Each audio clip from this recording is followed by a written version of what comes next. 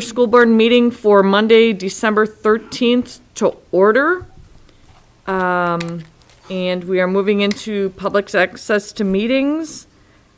We are currently holding our school board meetings virtually. Members of the public have the ability to live stream the meetings as well as provide public comment via email or by call in. We will move into item 2, which is the roll call and verification of quorum. Carlin? Mr. Mansky. Here. Ms. Va. Mr. Pope. Here. Ms. Portson. Here. Mr. Wade. Here. Ms. Scott. Here. Mr. Ebel. Here. Ms. Rano. Ms. Erler. Here. We have a quorum. I just got a text from Ann. She is trying to get on. Okay. And it appears that Judy is there too. So we've had some changes with computers, so we know that Ann is trying to get on. Hopefully she'll be able to do so, and we'll see if Judy is able to do so as well. And it looks like Judy is with us. All right. So can we make sure we unmute Judy? I'm unmuted. Perfect. All right. So we will move forward. If Ann is having issues, we'll make sure that we have Brian or Sarah reach out to her. Or maybe you could, Sarah, reach out to her. All right, we will move forward with the Pledge of Allegiance. I pledge allegiance to the flag of the United States of America and to the republic for which it stands, one nation, under God, indivisible, with liberty and justice for all. We will move into item 4, which are public comments. Our guidelines for public comments: there's in-person public comment is suspended for this month's virtual meeting. Public comments may be submitted by email, or members of the public may register to provide comments virtually during the meeting. Did we receive any email submissions? We did not receive any public comment via email. All right. And did we receive any registrations to provide comments virtually during the meeting? No, we did not. Okay. We did not. All right, thank you. So we will move into presentations. A is our Student Senate Representative Report, Carolyn Blakeman. Hi. Okay, so the winter sports season is in full swing. Smash hockey, basketball, curling, and gymnastics have all done great at their recent competitions. Smash Intramurals is also up and running. Students enjoyed their Thanksgiving break, including 2 extra e-learning days that students used to catch up on schoolwork. Last week, the Smash Orchestra performed their winter concert. The Smash Choir will perform tomorrow night and band on Thursday. Good work to all who performed, and thank you for sharing all of your hard work. The Feminist Club is currently hosting a period product drive at Smash. Some donations will be donated to CAP services, and the rest will stay at Smash for student use. The FFA is hosting a food drive to donate to Operation Bootstrap. You may have seen some Smash students ringing bells at local businesses recently. The National Honor Society and the Student Senate have all been bell ringing around town to raise money for Operation Bootstrap. NHS and Student Senate are also gathering holiday gifts for families in our community. Thank you to all the organizations at Smash that are spreading good holiday cheer. Everyone is getting excited for holiday break. To celebrate the holidays, there will be dress-up days at Smash the week of the 20th, including Flannel Day, Holiday Sock Day, and Ugly Sweater Day. This concludes the Student Senate Weekly Report. Happy holidays, and see you next year. Thank you, Carolyn. Do any board members have any questions for Carolyn? Good luck with the end of first semester, and I guess we will see you in the new year. Yeah, thank you. I appreciate it. Thanks, Carolyn. Communications report, Sarah O'Donnell. thank you. The communications dashboard is included in your packet for this month. We continue to see those impressions across district channels return to numbers that I think are reflective of a less reactive environment on those channels, which is a result of some strategic changes we made relative to content.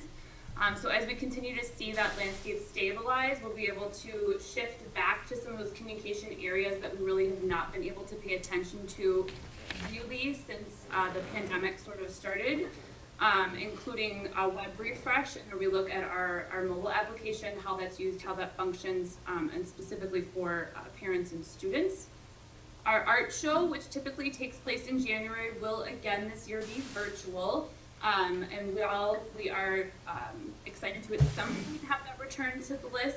For now, we're excited to share the progress and talents of those students with our community through that virtual setting. So please watch for that. And then I did want to mention too, the Polar Pond Plunge was scheduled for last Saturday, December 11th, and due to weather, that event was canceled along with the rest of our Friday night and Saturday activities.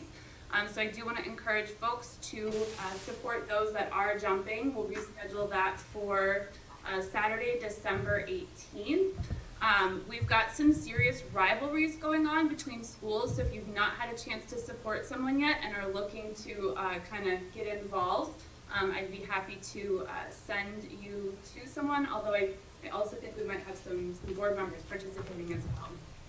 And then finally, just a reminder, if you are doing some holiday shopping and have not had a chance to round out those stocking stuffers, the Panther Pro Shop is running some great holiday deals through December. You can find them either at their Panther Pro Shop or through their pointschools.net/spash site. And they're also on Facebook and Instagram.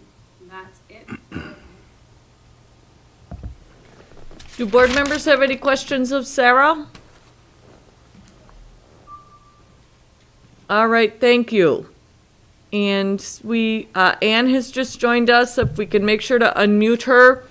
And I will remind people again, due to the new system for board members, once you're unmuted, just keep yourself unmuted so that we don't have to work through Brian and Sarah to unmute you each time. So we will move into item 5C, which is the superintendent's report. Craig Gerlach. Okay, thank you. The operation status update for this school year. Our current COVID-19 cases. We are at 8 positive staff and 86. Excuse me. We have 8 positive students. We have 31 positive. And 147 quarantined. Our total this year up to date for this school year is 427. So that surpassed our high from last year. Our most significant issue continues to be a shortage of substitutes or staffing in general, specifically substitutes for teachers, teaching assistants, and quite frankly, all of our support programs. Last Friday, we struggled. We had 85 staff members out as it relates to, that was just teachers and teaching assistants. And our COVID cases were actually quite high then. They have since, over the weekend, come down. Board elections are coming up. Reminder for the incumbents, Ann Va, Jeff Ebel, and Barb Portson, as well as Rob Mansky. Notice for non-candidacy is due December 24th, and your declaration for candidacy is January 4th. Please get that paperwork in. Winter break is December 23rd through the 31st. Bliss will be closed for the holiday season the 24th, 27th, 30th, and 31st of December. We'll have that on our website. We'll also have a sign outside. And we are going to have a by appointment only on the 28th and 29th. That's pancaked in the middle of the week between the holiday vacation days. And quite frankly, we're short support in Bliss. And that tends to be a time when people in this building take vacations. But we have some turnover in our own in the central office as it relates to support staff, and quite frankly, it's a struggle to, to have somebody at the door during that particular week. But that information will be on the website as well as the front door. Typically, we get very little traffic during that week. The traffic that we get tends to be staff having questions with our HR department. That's it for me, unless there are any questions. Corey, do you have anything to add? Did I miss anything? Nope, you hit it. It's been, relatively quiet, other than the scramble to staff our buildings. Are there any questions for me? Yeah, do board members have any questions of Craig?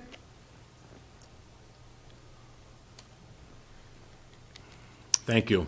I guess the one question I have, I know that we did, as a district, revise protocol with respect to close contact tracing and quarantine.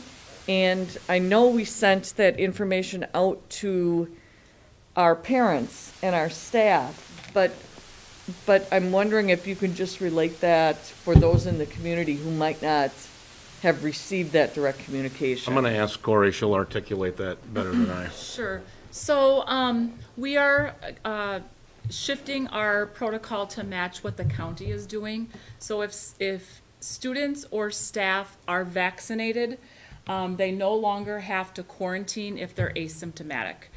There was a little bit of confusion. We were asking our staff and students if they were vaccinated to quarantine, which was a little bit more strict than what the county and the CDC had recommended. So now we are in line with that, and things seem to be going quite well since we've implemented that new protocol.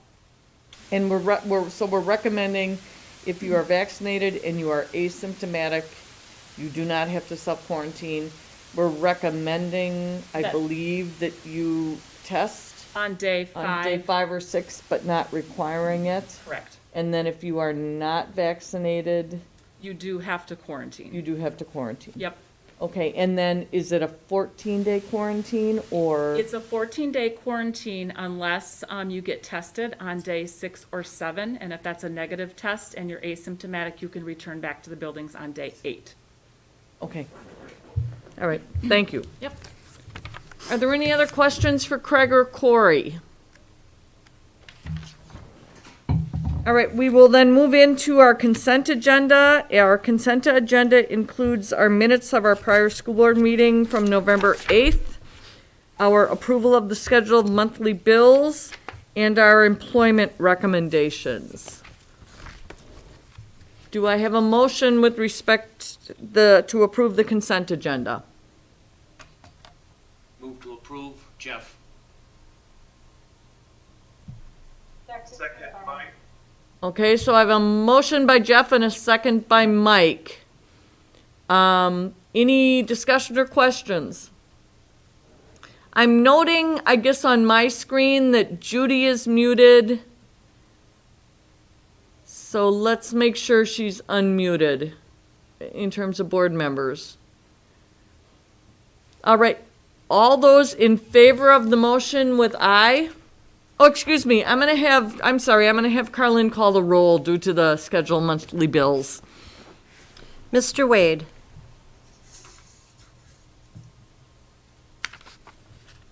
Mr. Wade. Yes. Ms. Scott. Yes. Mr. Ebel. Yes. Mr. Pope. Yes. Ms. Portson. Yes. Ms. Rano. Yes. Ms. Va. Yes. Mr. Mansky. Yes. Ms. Erler. Yes. And that is a unanimous vote for affirmative. So we are moving into the business services section of the agenda. At this point, as we are meeting virtual as a board, we have, our committees are not currently meeting. Mike, are you okay if I run this section of the meeting as the chair of that committee? Yes, I am, Meg. All right, thank you. So the first item on the business services agenda is the 2020-2021 annual financial audit report. And I'm turning that over to Tom, I believe. Hey, thank you. Tonight we have joining us Amber Danielski, CPA from Larson Madison. And she will be talking about the audit that they recently conducted. We're talking about this as a draft at this point. It's my understanding that the draft means at this point that they're basically cleaning up any typos and things like that, and that there is not expected to be any change of significance to the document. And if that's the case, then when we make the motion, it would be conditional upon the fact that the board would accept it as long as there's no significant changes that would occur to it. Otherwise, I would need to bring it back to you in January. So at this particular point, Amber, rather, hopefully you're unmuted, and I'll turn this over to you. Sounds good. Can everybody hear me okay? Yes. Okay. So yes, as Tom mentioned tonight, it's based off of drafts, but I was making the final changes for some last minute wording changes today. And Mike and Tom will be getting finalized drafts to review one more time, most likely tomorrow, and then everything will be finalized at that point.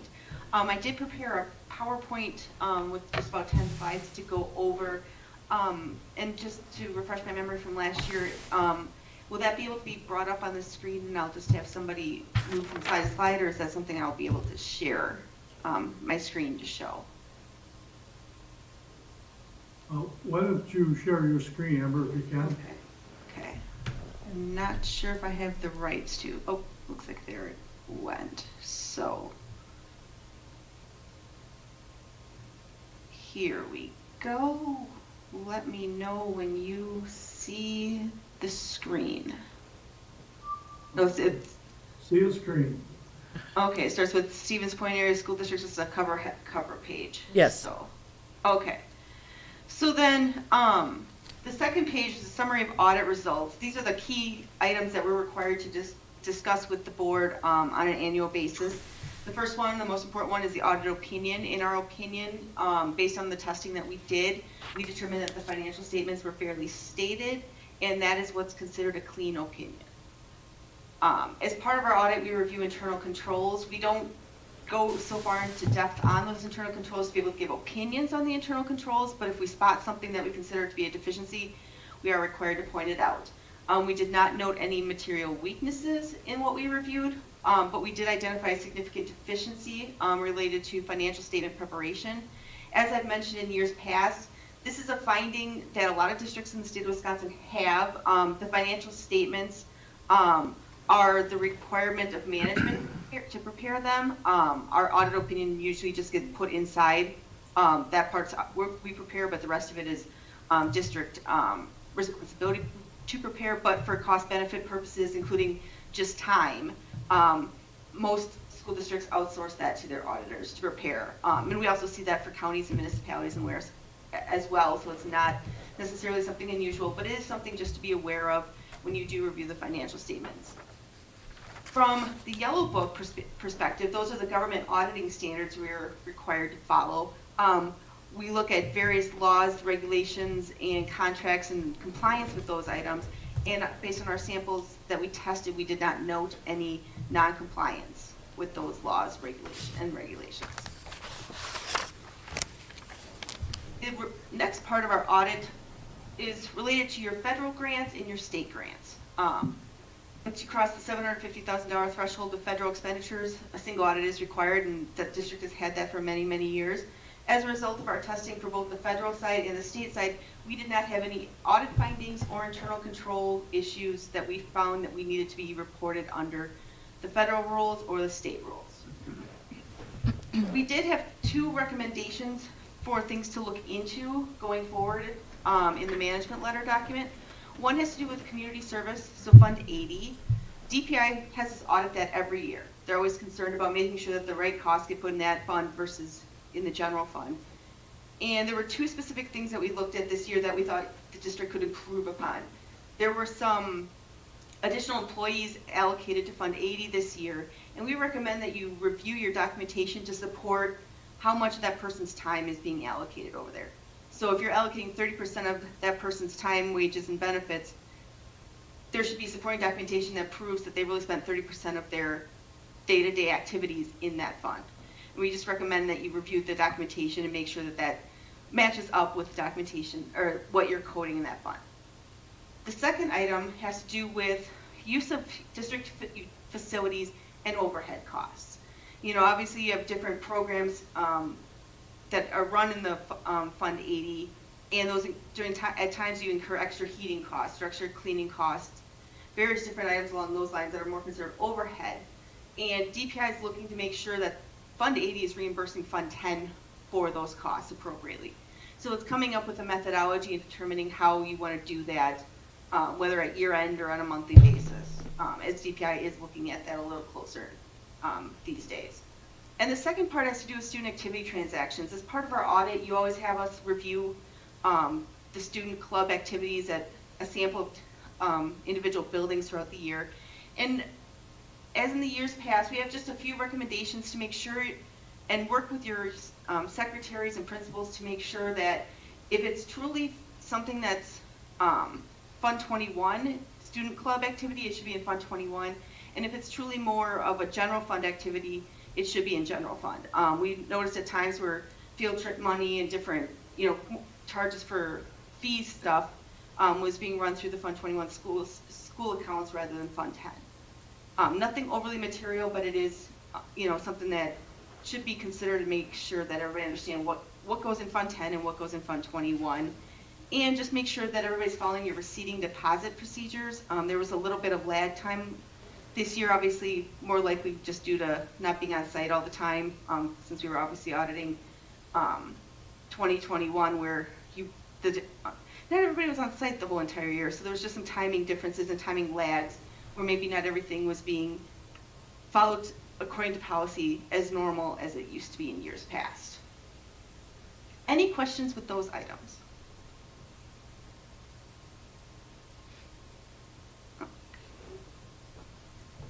If not, well, then we'll talk about some ending balances for the year, just for reference purposes. Your general fund had $97.2 million of revenues compared to just under $96 million in expenditures. And then there was $548,000 transferred out net to other funds, leading to an increase in fund balance of $755,000 for a total fund balance of $24.8 million. Your other capital projects fund, which is where all the referendum projects are being accounted for, you had $1.2 million of revenues and then $33.8 million in expenditures. So and then you had some new debt come in to help pay for those expenditures of $15.9 million, but an overall decrease in that fund balance of $16.6 million, which was expected as you start winding down some of those projects and continuing to spend the debt proceeds. So going into this current school year, you had $22.3 million to spend on those capital projects. This donations fund is your Fund 21, which I had mentioned before. There was one change with that fund this year under new accounting rules, where the student clubs that used to be in an agency fund under the new accounting rules now have to be shown in this donations fund. So you'll see an increase in total fund balance in that fund due to that point. Food service did have an increase overall of $175,000, where obviously the increase, if you could dive into the financial statements, you'll see more of an increase in the grant money versus the user fees from the students, because obviously of being able to get the additional funding from the federal government.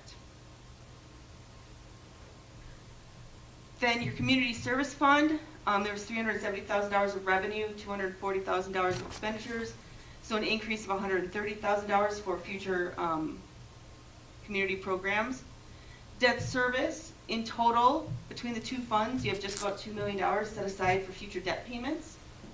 And your long-term capital improvement fund, the fund that DPI allowed you to create, but then only start spending on it after about 5 years, you transferred in another $2 million from the general fund to that fund, so you have $5.5 million to spend on future capital projects that are outlined in your capital improvement plan going forward.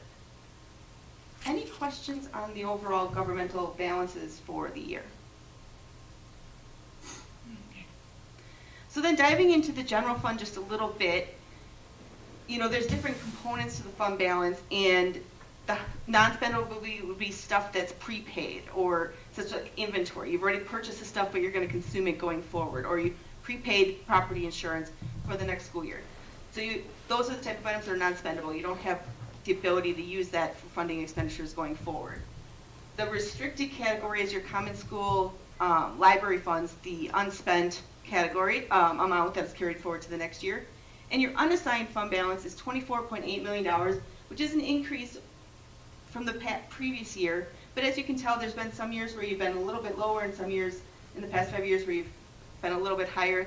That unassigned amount is the amount that you can use for cash flow purposes, unanticipated expenditures during the year, and allows you, because you're sitting where you are with that amount, means you don't necessarily have to short-term borrow to be able to cover cash flows until you get the tax revenue in or other state aid. Looking at that unspent fund balance amount a little closer, one of the benchmarks we always look at is, what percent of operating expenditures is that amount? Could you survive how many months or how much of the year of your budget without having to short-term borrow? Do you have enough in your unassigned fund balance to get you to that point? And based on the metrics that we see industry-wide of 20 to 25%, that range top point would be $24 million, and you're exceeding that. The district's policy is set at 20%, so you're meeting your own internally set policy. And over the past 5 years, sorry, scroll a little too far there. Over the past 5 years, you have seen a decrease, but you're working towards getting to your, you had some planned expenditures, and now you're getting to that point where you're getting closer to where industry benchmarks look at and towards your own policy. Any questions about the general fund?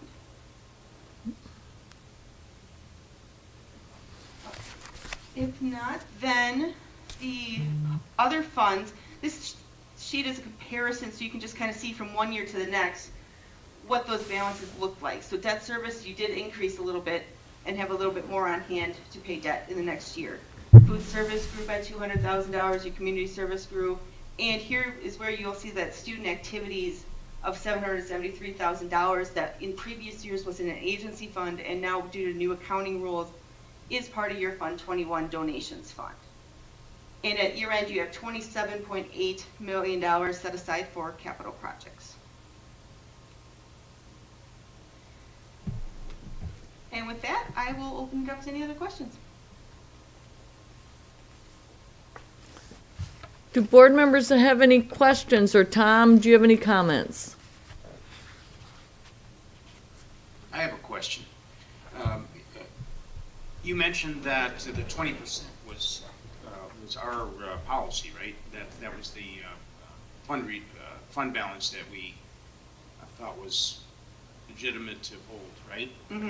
20%. Now, what is the benchmark? What is this average for the state as a percentage of expenditures? Every school district, I'll be honest, is different. Some of them keep it lower, where they'll keep it at like 10 to 15%, but then they may have to actually short-term borrow and incur different costs that way. We usually recommend somewhere between 20 and 25%, just based on your timing of when you get your equalized aid and when you get your property tax money, and just to kind of just even out that cash flow. Tom, according to your annual reports, we come very close to depleting that fund balance in just about this time of year, a couple of weeks, or that actually right now, right? Even with a 25% fund balance, we still come pretty close to running the tank dry, don't we, Tom? Yeah, should point out a couple of things. The state makes no recommendation with respect to what percent or what dollar amount a district should have, because as Amber pointed out, that varies by district, and there are many components that make up a requirement for a fund balance, and cash flow is only one of those.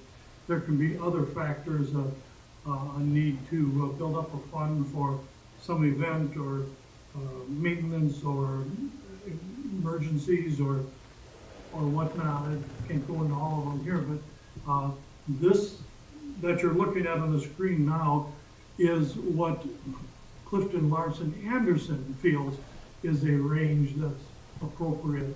I'm not disputing what their opinion is, that's their opinion, but we operate a little closer to the 25%. Our policy says we must keep at least 20%.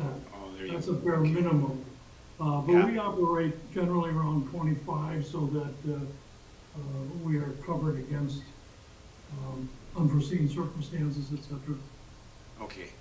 That clarifies it. So that's more of a minimum ceiling, 20%.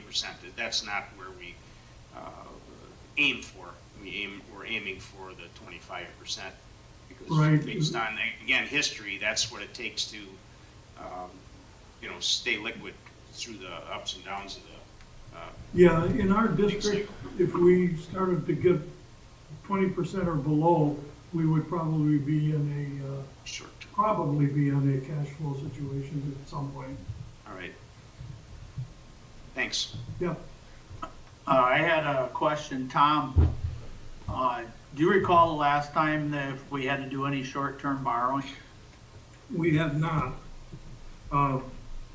We have not done short-term borrowing for several years. Thank you. You're welcome. Do any other board members have any questions? So we are looking for a motion to accept the 2021 annual financial report in draft form, and if no significant change occurs to the draft, that the board, then we're accepting this as a final report. So in other words, we're recognizing that there may be some very minor changes to it, but if there isn't anything material, we're approving the report. If something material for some reason would arise, then we would be bringing it back in January. I'll make that motion, Mike. All right, I have a motion by Mike Wade. Do I have a second? I'll second, Chris. All right, so motion by Wade and second by Scott. Any discussion or questions on the motion? Hearing none, all those in favor with aye? Aye. Aye. Aye. And any opposed with nay? Motion carries. Thank you very much, Amber. That was a great presentation to the board. Would you remove that from your screen now? So there we go. Yep. Okay. Thanks for the report and walking us through it. It was very, very understandable. Really appreciate it. Sounds good. My contact information's at the back of that if you have questions throughout the year. All right, thank you. Thank you. Thanks, Amber. So we'll move into item B, which is approval of the bus bid and acquisition. Yes, this is our annual approach to replacing a portion of our fleet. Doing it a month earlier than usual just because we've received word that if we don't do this, we'll miss our target for getting the buses in because of issues dealing with COVID and supplies and et cetera. So this year, again, we're looking at replacing 7 of our Type C 72-passenger buses and 1 42-passenger bus and 1 Type A small bus, 25-passenger. We went out for bids. We published the paper. We sent it out to our group of our usual bidders, Midstate, Nelson, and Wisconsin Bus Service. We did only get 1 bid. The prices are very comparable to previous bids, so that's good.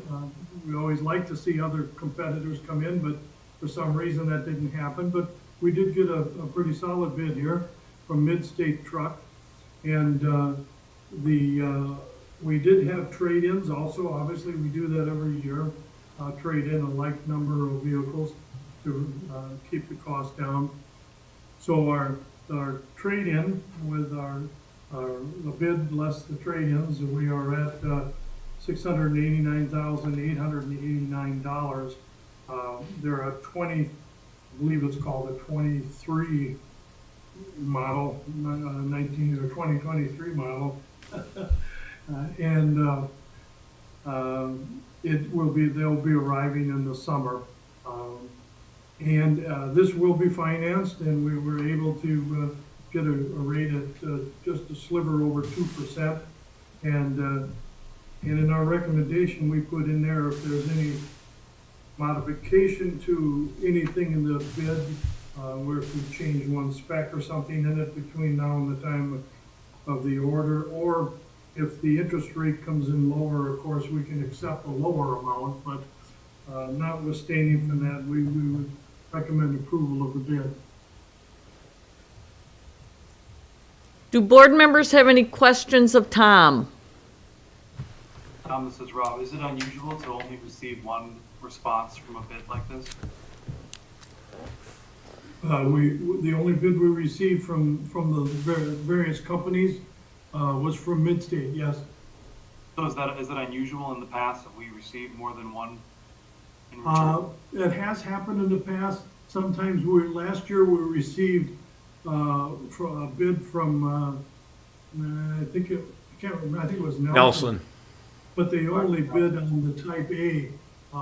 So sometimes they only want to bid on one type of bus, type A, or a 25 passenger, or it just varies.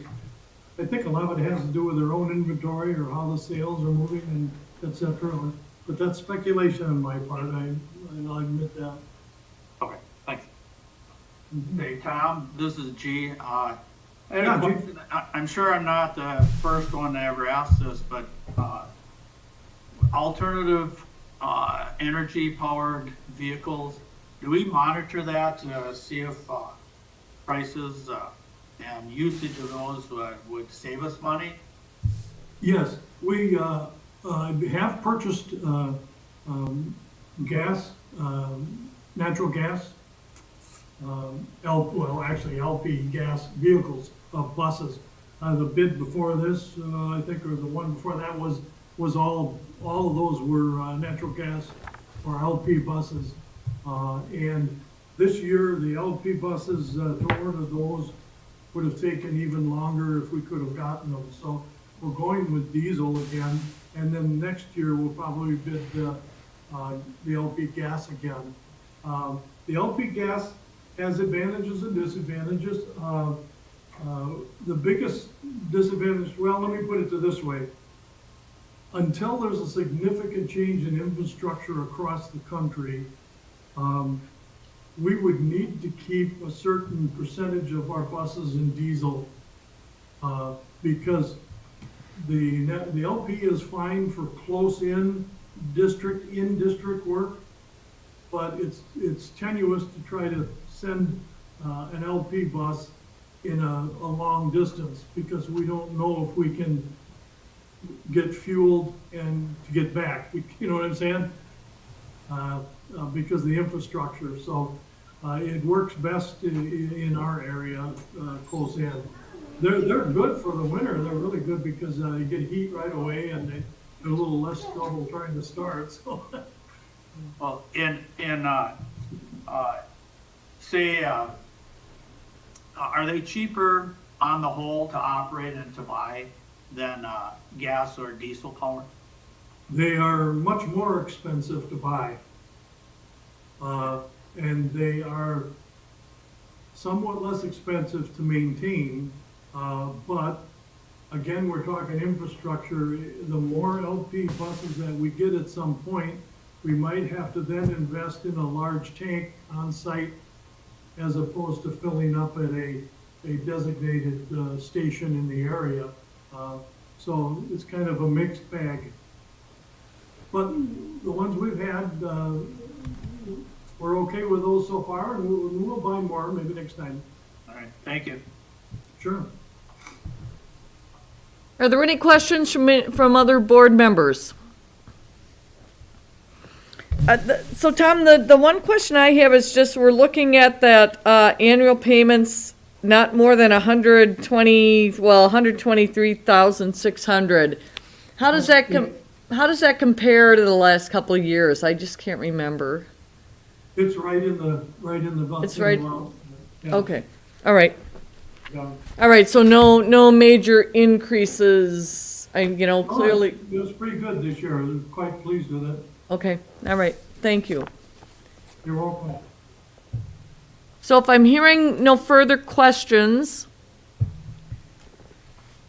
we would be looking for a motion to approve the purchase of 7 Type C 72 passenger buses, 1 Type C 42 passenger bus, and 1 Type A 25 passenger bus for Midstate Truck Service for $689,889, the cost of which is to be paid by lease over a 6-year period, in annual payments that are expected to be not more than $123,616 per year.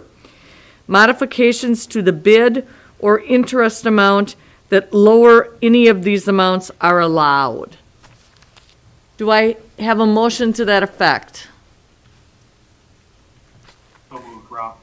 Motion by Rob Mansky. Do I have a second? Second, G.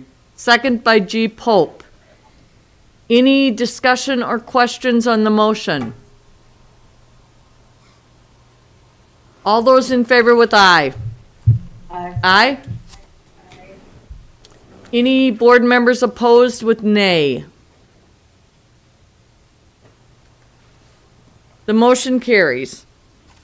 We will move into item C, which is our district school safety and security report for 2021.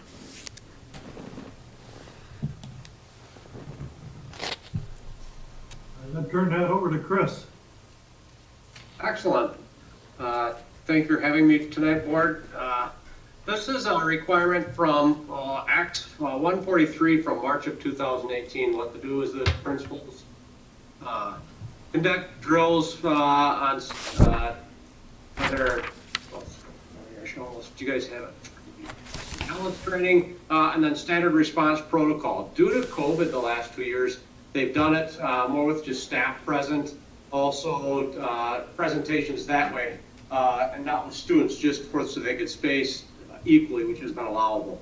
We met with the security team today, Safety and Security Committee, to look at possibly how we will do it next year. We do fire drills and other drills through the pandemic, so we'll go back to a little broader approach next year. The buildings had very good success in it, all of them. What we ran into a few problems were just with we have through construction, some of our wave systems, which is an enunciating system that blue lights turn on, it enunciates over the PA system, and then also it dispatches police agencies. All 3 of those parts go at one time. A couple just wires needed tightening and reconnecting and stuff like that. So we found a few issues, rectified them. So far, it's gone well, and it's as expected. Looking at some changes to do it better every year in light of recent circumstances. Any specific questions that anybody read through on this that you would like answered? Do board members have any questions with respect to the District School Safety and Security Report 2021 that was in the packet?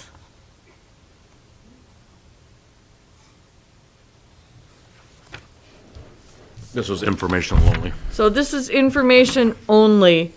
Thank you, Chris, and Thank you. and I think we all as board members understand the unique circumstances that we've been under the last couple of years. So grateful for what we could do to continue to remain in compliance with this requirement.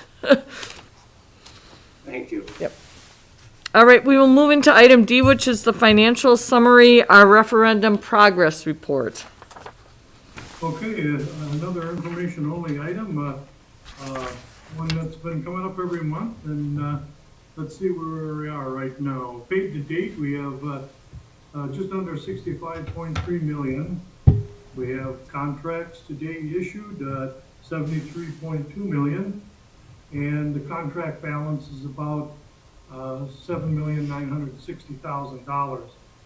So it's moving along, continues to be nicely. We've got one more bid pretty much coming in while we've got support services, and then we've got, of course, Bannock. That'll be the last big bid. Kind of keep our fingers crossed on that one. Hope we get a good number, so it's moving along nicely though. Do board members have any questions of Tom with respect to the referendum progress report? Tom, is there an ending date that you're looking at as far as the referendum projects? A guesstimate? Guesstimate. Well, let's see. We'll be looking at Bannock will be the last major project, and that's going to be this summer. So if I were to put a target on it, I'm going to probably be wrong at sometime in October. Okay. Great. Tom, Tom, how are you to budget overall? Overall, well, considering some of the monies that we have dedicated to reserve, we're probably right at about somewhere between 300,000 to 600,000 in the black. But I've got, we've got about 2 million that we're trying to avoid committing. So it's about 2.3, but the 2 million is money that was originally designated to come out of our fund balance if need be. And we're trying to protect that right now. Thanks. Do board members have any other questions for Tom? It seems so easy at this point, but there's so much under the the reality of this. And I guess I just want to, we're clearly we're at a place where we have about 90% committed and about 10% left, but the amount of work that our staff have had to do behind the scenes to support these projects through these years just can't be understated. In particular, our maintenance staff, as well as all staff just working around the projects, as we move forward with them. To me, with everything that's happened over the last several years, it's incredible that we're still slightly under our projection and potentially not looking to have to tap that $2+ million that we anticipated we were going to at the beginning. So again, I want to thank everyone that's been behind the scenes making sure these projects are moving forward as smoothly as they have. We've had some that have been lower than anticipated, some higher than anticipated. As we knew from the beginning, add-ons that we recognized, like when we remodel a home, realize once you get in there, there's more there than you anticipated initially. But again, just grateful for the way these projects have been managed, really the interest rates we wound up with, administration and staff have done an incredible job of staying within the budget that we promised the taxpayers that we were going to stay in when we started down this road. Thank you. So we'll move into item E, which is the review of financial statements. Good evening, everybody. The financial statements are through October 31st. Remember, we're always looking back. We're not going through November financial statements because we're in the process in December of closing November. So looking back at October, one of the things that I just point out is that in comparing revenue in Fund 10 to where it was the previous year. We're very close. Total Fund 10 revenue, it's at about, at the end of October, at about 8.2 million versus 8.7 million the previous year. Those numbers are actually low overall because our main sources of revenue are equalized aid payments and then also our property tax levy. And none of those have come in yet as of October. We did, however, receive our first equalized aid payment on December 6th. Just to point that out, that came in at 11.5 million. And we also will start seeing the first portion of our tax levy revenue coming in January. Expenses in Fund 10 were also very close to where they were last year at about this time. They were about 24.9 million compared to about 25.2 million last year. So again, coming in pretty close to where we were last year. Overall fund balance at the end for the general fund, Fund 10, the end of October was just a little over 8 million. And then as Jeff pointed out earlier, that will continue to drop through November and into that first week of December until, I already pointed out, December 6th, we received that equalized aid payment. Any questions on the financial statements through October? Hearing no questions, thanks, Mike. All right, we will move into Ed Services. And Rob, are you okay with me running the meeting since I'm the only one here? And we did not have committee meetings this month? Yep, that's fine. Okay. All right, we will move into item 9A, which is the Point of Discovery School expansion and grade alignment. Good evening, everyone. Thanks for having us tonight. I'd like to acknowledge and recognize some team members that are here for the presentation. We have Dan Lathrop, is principal of PODS, has joined us in the meeting, as well as Carrie Wynn, who is the PODS crew president, and Jeff Rice, who is the vice president. So they will be here and participating as well. I sent a memo to the board that gives a rationale and an overview of our request to have the board consider that PODS become, in the 2022-2023 school year, a 7-12 charter school within the district.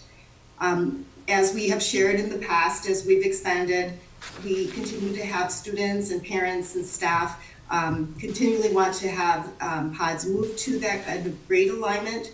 Students want to continue with the project-based learning model, and they are continuing to like to have the smaller school environment. The board asked us to improve and expand our enrollment last year, and we were really happy to see that we were able to realize growth from 87 students to 125 this school year. Didn't get to the exact number, but during that pandemic, we were pleased to see that kind of significant growth at PODS. We saw the most growth at the 7th and 12th and 10th grade, which kind of are natural transitions within the district. So we believe that as students start to look at that next step in their educational career, having a smaller school environment is appealing to many of our students. And then once they get to PODS, they do want to stay there.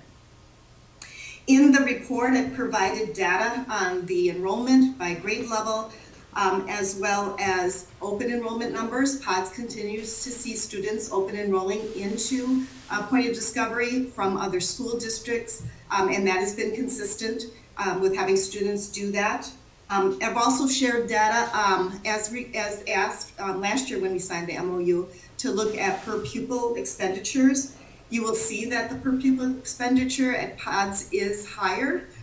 And I talked to Tom about that, who gave some really good information at the fact that we've had grant dollars that have been allocated to PODS and expended for PODS, causes kind of that increase accounts for a lot of the increase in the per pupil expenditure. He also shared with me that as he divides out and looks at local dollars that are going to each of the schools, that PODS does remain pretty consistent in terms of local dollars supporting PODS versus the other schools. So I appreciate Tom looking into that information and that data, because the board was looking at that last year and kind of wanted some explanations about that. We also included the school report cards since the inception of PODS. The first year we did not get a rating. We were considered an alternate accountability rating, which is schools that are quite small. And we made satisfactory progress. The years after that, we met expectations with the exception of last year. And we are diving into that data. We do know that 21% of our families last year opted out of the tests. So when you have a small school of 87 students and 21% opt out, you might have a couple students or group of students that might change the data from year to year because of opting out. So we're looking into that. We also know that there's some areas that we need to improve in terms of specifically looking at math. And we're looking at math throughout the entire district at the secondary level and using different instructional materials and some changes in our delivery. So we know we have some areas that we need to improve academically as reflected by the school report card. And we're in a position and looking at actually taking steps right now to make some changes and improve on those areas. We also provided data on the grant money that has been awarded to PODS. We've been fortunate to be awarded several of the grant dollars provided by DPI, and we are in a position, if we do expand to grade 12, we are in a position to apply for an expansion grant as well for next school year. The grade alignment section talks about a 7-12 alignment fits pretty nicely into teaching teams of a 7-8 grade team, a 9-10 team, and an 11-12 team. Our 11th and 12th graders will continue with our partnership with Midstate. We have a number of students that Dan's going to talk about in a bit, are taking advantage of getting dual enrollment and getting college credit from the tech school through the Start College Now program. And then we want to stay similar with the school district with the 23.5 graduation requirements, including those things as personal finance, fine arts, and practical arts. Those are things that were of value when graduation requirements were established years back, and we value them as well. So we would want to mirror the graduation requirements that the district currently has for their secondary schools. And at this point, I think Dan's going to kind of highlight some of the significant accomplishments at the school. Hi, everyone. Just things to point out. One, we have significantly expanded our enrollment from the time that we opened our doors several years ago. First year, we had around 50 students, now to 125. In the last year alone, we've increased by 40-some%, which we're really proud of. Connie touched on the partnership that our juniors are participating in right now with Midstate Technical College. We have 13 of our 17 juniors right now are currently enrolled and taking classes, and it's kind of a pilot program that Midstate is starting on, I guess, a little bit of a larger scale. And so far that partnership has gone really, really well. Our juniors are doing wonderfully in touching base with the folks at Midstate who are kind of running point on their end. They're really pleased with it so far. Also, we have plans to continue that next semester, and we're really hoping to expand it next year also. One of the things also that makes our school pretty unique is we do learning twice a year, and we have 100% of our students participate in that. And what that basically means is that they're sharing their work publicly and talking with the community about the work that they're doing.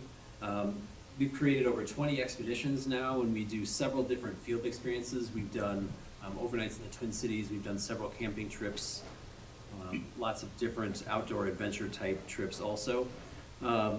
One of the things that we're really proud of with regards to student achievement is our students' English language art performance. Our students really pretty significantly exceed state performance in English language arts, and also district benchmarks too, so we're really proud of that. And then in terms of overall grades, so far this year, We're doing really, really well. Our kids have transitioned back to school well. And I think one of the main reasons for that is that they have really strong relationships with their teachers. They've had their teachers now for several years. Our students know our teachers really well, and our teachers know the students really well. And that's a huge benefit, especially in times where, you know, frankly, it's pretty tough right now. And so having that that deep relationship is really important for the kids. And just a testament to that is the fact that over 2/3 of our juniors' grades in total A's in the first quarter. So we're really proud of that and think that they're doing really good work and are thriving. Carrie or Jeff, would you like to kind of talk about a few things from the board perspective? Absolutely. So I'm Carrie Wynn. Thank you to the board for allowing us to come speak tonight. In addition to being a board member, I am also the parent of a POD student in her 6th year. And as a parent, I just want to say how much I appreciate the opportunity to have have alternative options for our students. I know for my student in particular, I know that she has thrived in an environment where I think that she may not have, if not for this PODS opportunity.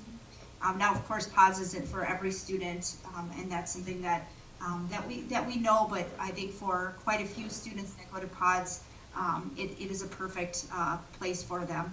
And then, as a community member, I have to also mention that I'm very proud of the fact that PODS it really encourages those character building skills that I think are so vital right now in our society, as well as that influence on the way that the students see their community, not only their community at PODS, where they care a lot about their classmates, but also the care that they take in their own communities here in Portage County.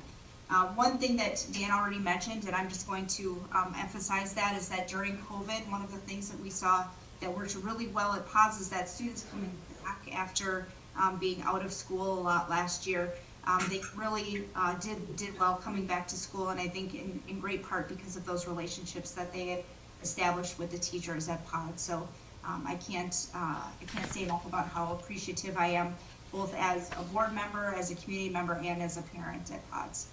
Thank you.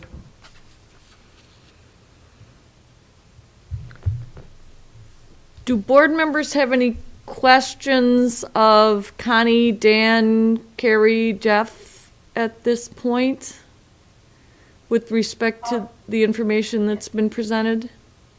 But for Connie or Dan, as far as enrollment, and congratulations on increasing the enrollment, is there a cap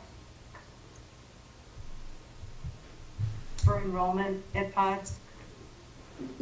Chris, when we put in the MOU the same number that we did in the last, and for a couple of reasons. First of all, you know, we didn't increase our staffing this school year, and so if we were to go to 140 students, we wouldn't have to significantly increase, and we just don't see. We see PODS kind of staying at that mid, you know, that 150 perhaps. It's hard to say, but right now I don't feel like we would have a huge influx of students that would put us way over 200 at this point. Okay. One other question. You mentioned that there would be a teaching team for 7, 8, 9, 10, 11, 12. How many are on those teams? So right now we have 2 teachers doing our middle school grades 6 through 8. Okay. We have 1 teacher who's handling the duties with our juniors, but he's also doing some work with our 9th and 10th graders, along with another teacher who's doing only work with 9th and 10th graders. And then we have a teacher who's doing exclusively math, basically high school math for all students in grades. Well, she does 8th grade too, so grades 8 through 11 math. Okay. All right. Do you see that changing for next year? With you won't have 6th grade if this is approved. Right. Overall, I think it depends upon enrollment, and I think Connie would agree with that. I think hopefully, I think Connie's spot on with not wanting to grow too big too quickly. But also, if we do continue to expand enrollment, my hope would be to have a couple of teachers distinctly at each of those team levels. It would sure make developing the schedule a lot easier. That's what I was wondering. Thank you so much. Any other board members who have comments or questions? Hi, this is G. I had a couple of questions, if that's okay. Yeah. First of all, congratulations on getting the enrollment up. That was great. But I was looking at it and I see 12 sixth graders kind of stood out to me. According to the memorandum of understanding, you need to get up to 140 by next year, so you need another good recruiting year to get up there. The one thing I mentioned last year and I had a concern about is as you move into grades 11 and 12, I'm an old science teacher, taught science a long time. And I know an elementary schoolroom is not a place to teach high school science. So I was mentioned last year about putting in, modifying a room to make it a high school science room. And we didn't do anything with that, but I would want to advocate for that again. I've been in a lot of schools, and I just don't think you can teach a 11th or 12th grade chemistry or physics class in an elementary school room adequately. The other thing I was concerned about is one of the memorandum of understanding mentioned about the cost per student. And they wanted that to come down, but I see it went up quite a bit. And I was wondering, does that number 18,688, does that include the grants that you got in that year? I think it was 275,000. Does that number include that money? Yep, I met with Tom today, and he mentioned that grant dollars that come in are reported to DPI as dollars expended per pupil at that school. And then, as I mentioned, when he looked at the local dollars contributed to each of the schools, POTS is pretty in line with that. Then if, according to the information here, the amount per student, total amount has gone up, any idea why it's so high?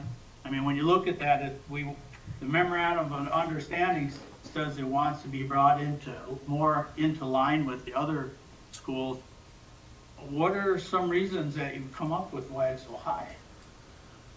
Well, the grant dollars are one. The other is, you look at, if you have at one school, if you have experienced staff with advanced degrees, you might have a higher per pupil cost based on the staff salaries for that school. And all of the PODS teachers have been there for the last 6 years, so they are pretty experienced. Those are the kinds of things that can make that determination. Do you think it's a teaching by volume question too? I mean, it absolutely ties into an economy of scale. The smaller your schools, your costs simply are going to be higher. You'll notice that CFC would have the next highest cost. Again, it's a smaller school. That has a lot to do with it. There's a lot of variables. Anytime you have an alternative program, they typically are going to have a higher cost per pupil. However, if you take those grant dollars of that $275,000, I mean, that takes $2,000 per student off that, so it does lower it considerably. But any alternative programming, generally is going to be higher in terms of costs. okay, well, those are the three concerns I had with recruiting, which I know you guys are working hard at, and we'll hope that we get the 140 next year. and then the cost and hoping that it goes in the other direction instead of up, down. But then the structure for teaching science classes, 11th to 12th grade science classes, I don't know, am I the only one concerned? No, about Jay, that? if this proposal gets passed, we will address that issue, and then we'll report back on, in terms of what we believe we need to do. And I'm not hands-on right now with pods, but that just makes a lot of good sense that we need to address that. No, I know I brought this up last year, but like I said, I didn't hear anybody else say anything. I didn't hear anything from pods. Is it something that's, I mean, okay, you said we're gonna consider it, so that means we're gonna talk about this sometime, right? Yeah, right, one of the things, G, we do have that opportunity for kids to take some of their science classes at Mid-State, which is really, really high-tech, high quality. So that's one great partnership. That's one of the reasons that we're really excited about that. Well, one of the things I'm concerned about also is safety. So if you're gonna run all your chemistry labs at Mid-State or something like that, that's one thing. But if you're gonna try to run chemistry labs in an elementary school classroom, there are things like cabinets that are secure, wash stations, safe eye stations, safety showers, things like that. And that's what I'm concerned about. And if you're gonna do that, if you're gonna run a chemistry lab at an elementary school classroom, you need those. So if you're telling me you're gonna run your labs and your chemistry classes at Mid-State, well, that's a different story. But, you know, Right now, we do have some students taking some lab science classes at Mid-State, and we have some that are doing that through SPASH also. okay, so they are going to SPASH and they are going to Mid-State. Correct. You're not keeping chemicals, things that could cause problems. No. At Jackson. No, not at all. Okay. I have just one quick comment that mostly, I think G's comments kind of led into it. And I was looking at that cost per pupil at point of discovery. And just to be clear, you have the current capacity without adding cost to bring in up to 150 students at pods? We put in the memorandum, we can go with our current staff up to 140 students, but going up to 140 students, we might need to add a 0.2 FTE in math, or very minimal, but that's what we can currently go up to. We would not want to go over 140 with our current staff. All right, and you don't know the incremental cost increase to bring it up to the 150 that we had originally talked about quite a few years ago, right?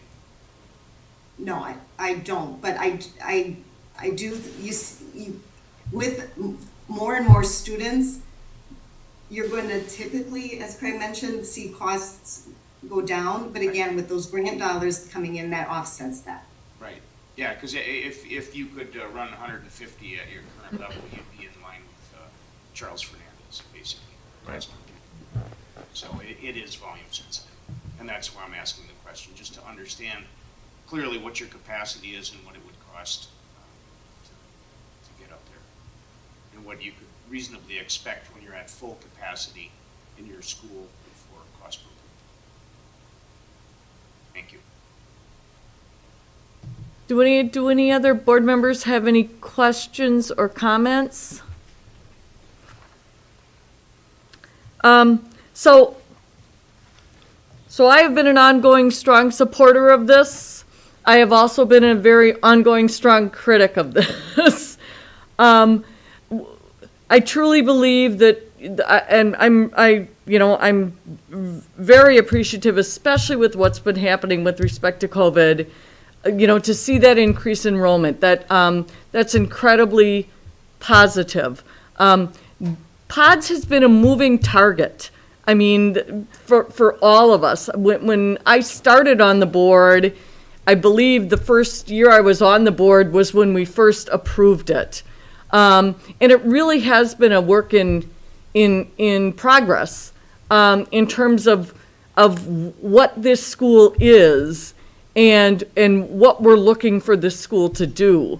I mean, the expeditionary learning has never changed, but the focus has, going from a 6th to 9th grade to then a 6th to 10th to a 6th to 11th and now a 7th to 12th.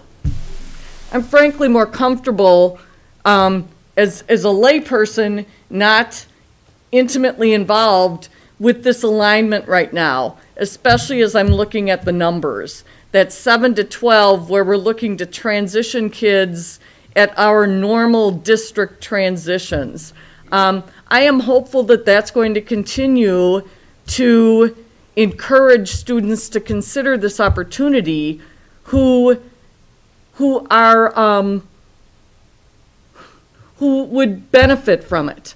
And I think that's been the whole purpose behind this option, because we as educators can create something, but it's only as successful as the students who take advantage of it. And I believe, as Carrie noted, there are students within our district who have really benefited from this opportunity. There are likely students within this district who haven't, for whatever reason, taken advantage of it and who would benefit from it.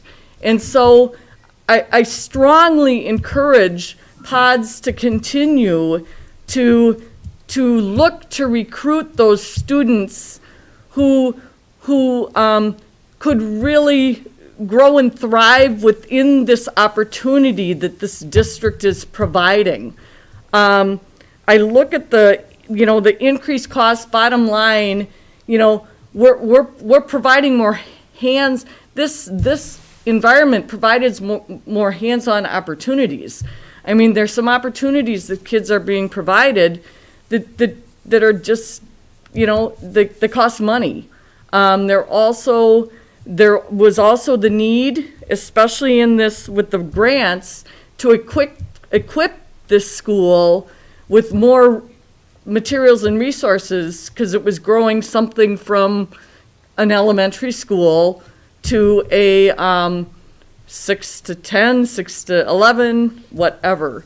I guess the point I'm making is the memorandum of understanding, for me, it's the bottom line, which is we all recognize this is a work in process. And so long as it's benefiting students within our district and that we can show results and we can show the ability to grow enrollment reasonably and look to take to keep our eyes on expenses, and also to ensure that the test results are coming back in a positive way, we should consider as a district to explore these unique opportunities. But our memorandum of understanding, as we move now from a 6 to 11 to a 7 to 12 moving into next year, the bottom line is that the data from this memorandum of understanding, so the minimum enrollment of 140 students, the increased enrollment in terms of open enroll, which we're seeing that. Decreased cost per student to better align with our secondary schools. Scope and sequence of comprehensive curriculum, including coursework requiring staffing from SPASH, as well as mid-state, etc. The potential needs, costs, and access to co-curricular activities for these students, and the detailed outline of the costs and financial implications and need for additional resources lead to the end of this memorandum, which is the data, those 6 points I just read out, will serve as indicators to assist our board with the decision-making process as it relates to pods. And these recommendations with respect to the pilot program will be presented to the school board in December of 2023. So I guess what I'm, from my perspective, we're still in the experimentation process. The enrollment has increased, in a really good way.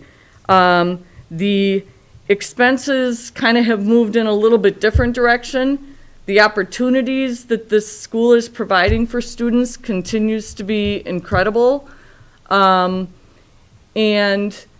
ultimately, the proof of that underlies this memorandum of understanding is going to come back to us in December of 2023 for the board to take a look at the viability of this school continuing moving forward.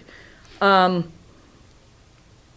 think it also was just an understatement about how COVID has impacted our entire district and, including pods. And I'm just really grateful for all the work that your governing crew, that your board did to bring the numbers up and to continue to be focused on the importance of this opportunity for kids in our district. And for that reason I'm supportive of us embarking on this newest alignment of pods for 7 to 12, and I will be supportive of it. But I also, will be looking at the memorandum of understanding and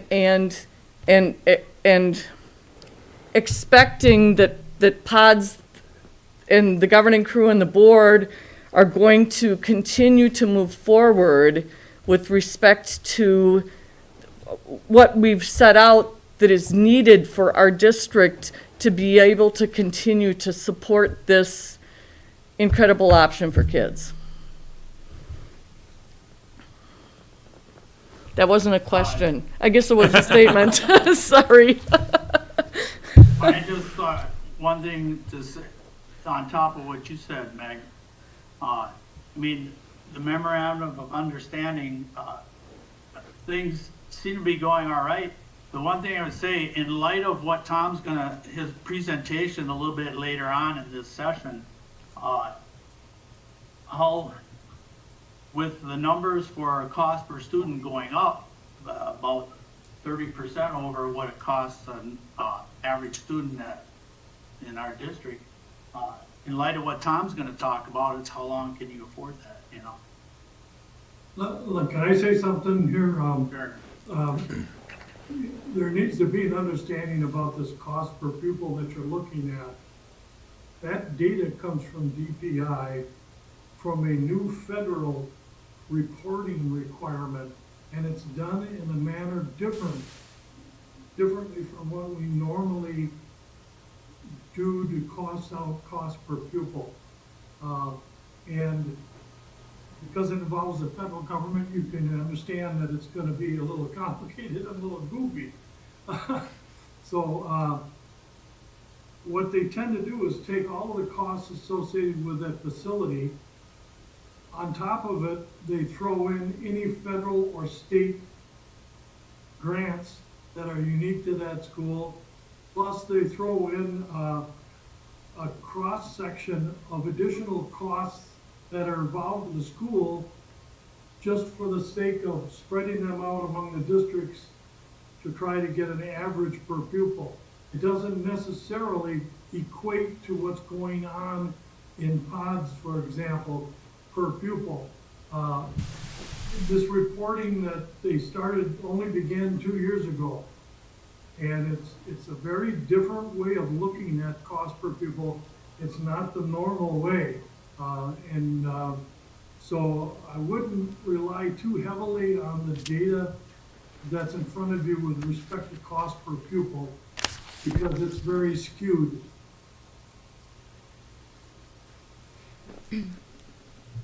Thanks for that clarification, Tom. Are there any other questions or comments from board members?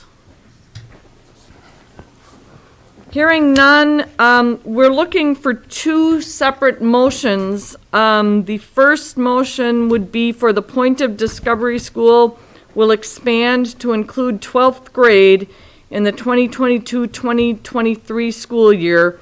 Pods will become a secondary school in 2022-2023 with students in grades 7 to 12.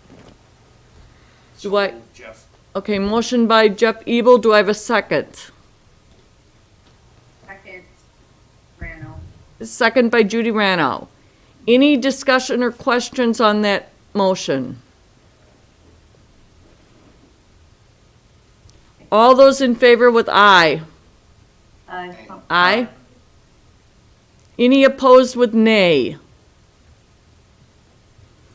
The second motion would be the memorandum of understanding between the Stevens Point Area Public School District School Board and the Point of Discovery Governance Crew that outlines the grade alignment 7 through 12 will be approved. Do I have a motion to that effect? So moved. Scott. Was that a motion by Scott? Yes. And then who was the second? Oh, Mike Wade. So motion by Scott, second by Wade. Any discussion or questions on that motion? All those in favor with aye? Aye. Aye. Aye. Any opposed with nay? That motion is approved. Thank you very much for all your work and for continuing to support our students. Thank you, everyone. Thank you. Thank you very much. Yep. All right, so we will move into item B, which is the Online Learning Center 2020-2021 report. In this report, I'm joined by Dana Gladowski, who has been the Online Learning Center coordinator since the inception of the center in 2011. This is for the board information only. We wanted to kind of share some information, as we do, about the Online Learning Center, and we do that yearly, but really most significantly, Dana is going to talk about what the impact of COVID on the Online Learning Center. And before I just make some general remarks, I really want to give a shout out to Dana. When COVID really hit, we knew that we wanted to keep our kids in our district. And we knew that there were families that were not comfortable coming back, even in a cohort model, especially at the secondary level. And so Dana and her staff put together what we started in the Online Learning Center was kids taking 1 or 2 classes, and I'll talk about that for a minute, to having hundreds, literally hundreds of kids that stayed in our district and received their education through the Online Learning Center. So lots of great work by Dana and her staff. In 2011, the Online Learning Center was created for students to take an online class if they had a schedule conflict, so they could pick up a class that way.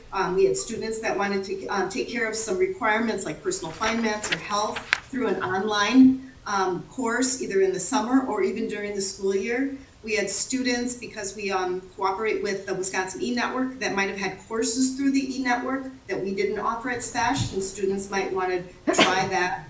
We had credit recovery options through the Online Learning Center, but mostly, almost all of our students were taking a single class or a couple of classes.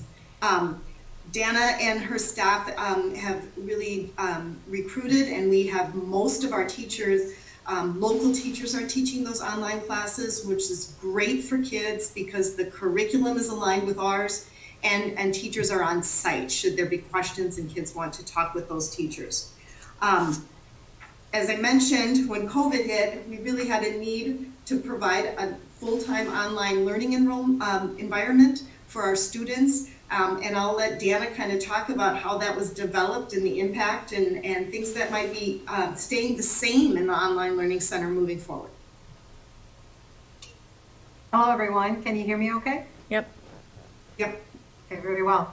So, hello again to many friendly faces as I've talked to you folks before over the years. And thank you for giving us the opportunity to share some information with you all. So, as Connie shared, our program has really evolved since 2011. Initially, we started with 31 students, and we reached a high of over 434 students last spring.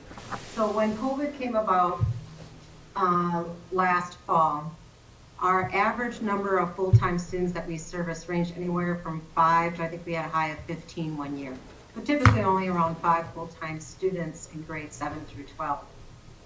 Last year in grades 6 through 12, we had in the fall about 87 full-time students.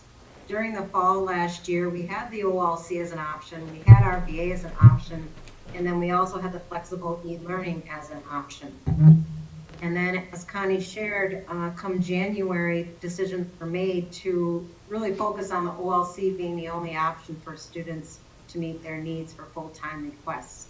So instead of having 87 as we had in the fall, come spring, we had about 237 full-time students. So with that said, in prior years, we've had about 17 teachers on average per semester covering care of our own students. Last fall, we doubled it to 34, and then in the spring, we had about 64 teachers that were assisting with our online enrollments. So again, we had about 237 full-time enrollments, plus an additional 110 or so of part-time enrollments. So in terms of COVID, how did that affect us?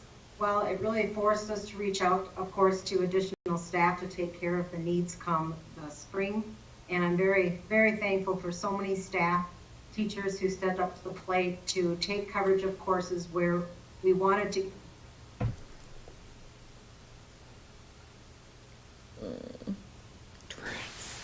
We were very fortunate that they joined us. And so some things that took place during that time is just a general or increased understanding of what it takes for students to be successful on an online learning platform, and understanding that students need to have that motivation, strong management of time, as well as the maturity. So I think there became just a general increase of people recognizing what it takes to help students be successful. And then as far as the summer, we continue with our program, having pretty strong enrollment numbers.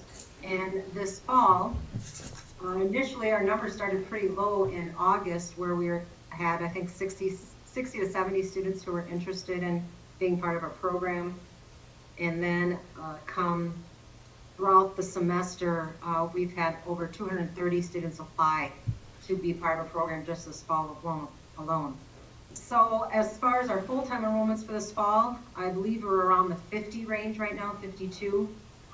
So we're not back to the low that we had in other years of only 5 or 10. And we're not quite as high as we were a year ago of 87, but we're around 50. So again, that's for grades 6 through 12. So the need is still there, and we're able to service them. Our teacher count is around 36 right now of teachers who are still involved with us in our programming. As Connie mentioned before, most of our courses are taught by our own district teachers. That average has been around 95% for the past several years. So somewhere between 93, 94, 95%, so I'm proud to say that. Our courses are taught in 2 different platforms, either Schoology or Buzz, and some courses are with local curriculum, which is great. Some courses are also with national curriculum that we access through the Wisconsin eSchool Network. And so we continue to try to focus on having as much as we can through our own curriculum, but that takes a lot of hours and time on teachers to be able to support that. So again, I thank those teachers who are willing to put in that extra time to try to incorporate as much local curriculum as possible.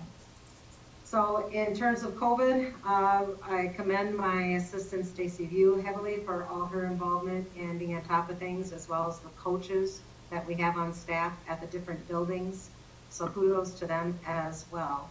And to our counselors, there were a big impact in being involved especially last spring and winter months, trying to get this all put together and make it happen. Of course, the support administrators like Connie. So we are continuing to try to enrich the quality of our programming, quality of our instruction, and quality of our curriculum. And everything takes time, and we just do our best throughout the days, the weeks, and months. And I thank you again for continued support of our program. We've enjoyed our time with Wisconsin eSchool Network as an organization where we have a lot of resources to continue to develop that quality. Connie, before I go into our statements, was there anything else that you wanted to mention with respect to the COVID that I may have missed? No, Dana's just going to run through a list of words that kind of have become the value statements that the OLC has developed as they've expanded. Thank you. And again, I do want to mention that we had 60-some teachers that were with us last spring, and I'm pretty sure we're almost close to 80 district teachers over the years that have had some training with the OLC on how to become an online teacher. And just like professional development is needed for in-person coursework, we also need to continue that supportive professional development for our online teachers. So the 3 statements were also included in the document that Connie had passed on. And we have spoken these words and shared these words and thoughts and over the years. And now we put them into some a clean layout, if you will. And so thank you for your time listening. So our OLC vision statement.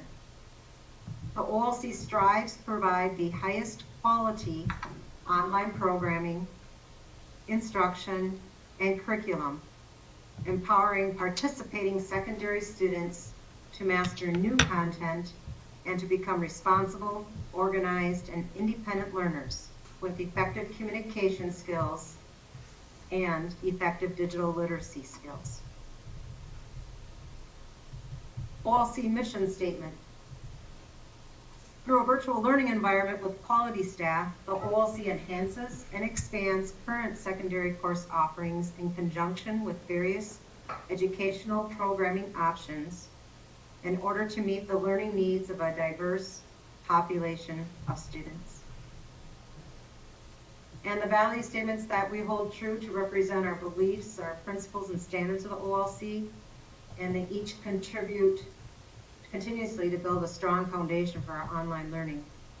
First of all, student-centered. Students continuously remain the center of every decision to select their best available individualized educational path. Personable. Qualified staff available to connect with and assist regarding content, navigation, and effective online study skills. Accessible. One-on-one devices and content readily accessible to all students, and accountable. Students held accountable to be regularly engaged and to complete school with integrity on a path to become self-empowered learners. Flexible. Many different and often creative programming options continuously available throughout the school year and summer to meet the needs of a diverse population of students. Standardized curriculum, wide range of elective and core academic courses available to fit the needs of most students' schedules. And my favorite, supportive network. It takes a village to raise an OLC student. Multiple parties provide consistent support for student success in the educational process, including parents, guardians, teachers, counselors,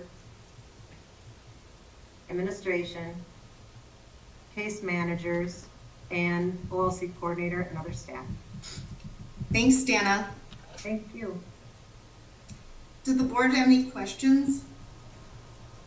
Yeah, this is Chris Scott. Just a quick question. I don't want you to have to dig, but a lot of times when we're not, as a board member, we're not involved in the actual operations of what are going on.